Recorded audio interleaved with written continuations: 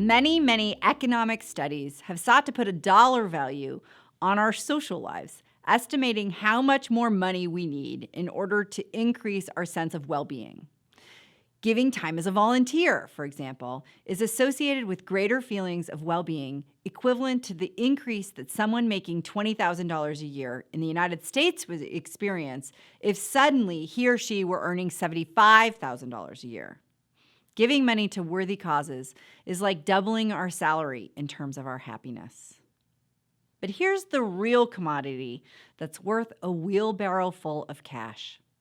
Having a close friend or relative whom you get to see on most days has the same impact on your well-being as making an extra $100,000 a year.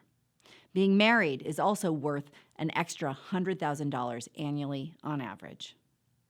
Surprised that such hard-to-measure things can be quantified?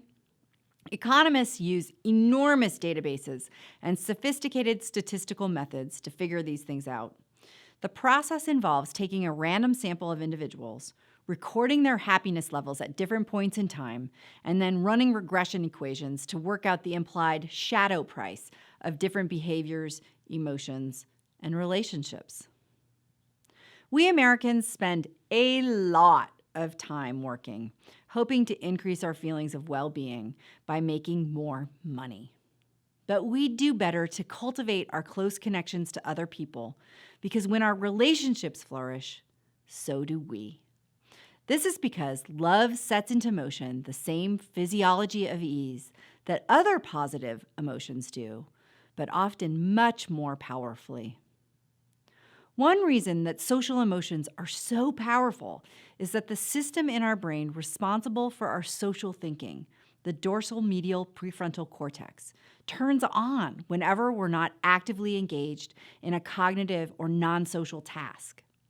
The dorsal medial prefrontal cortex is the part of our brain that enables us to make educated guesses about what another person is thinking or feeling, and helps us connect with others and harmonize our actions with theirs. It's turned on so much in most people that neuroscientists named this brain system the default network before they actually knew its function.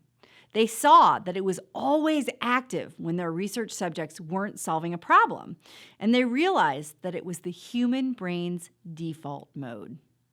Social thinking is our brain's preferred state.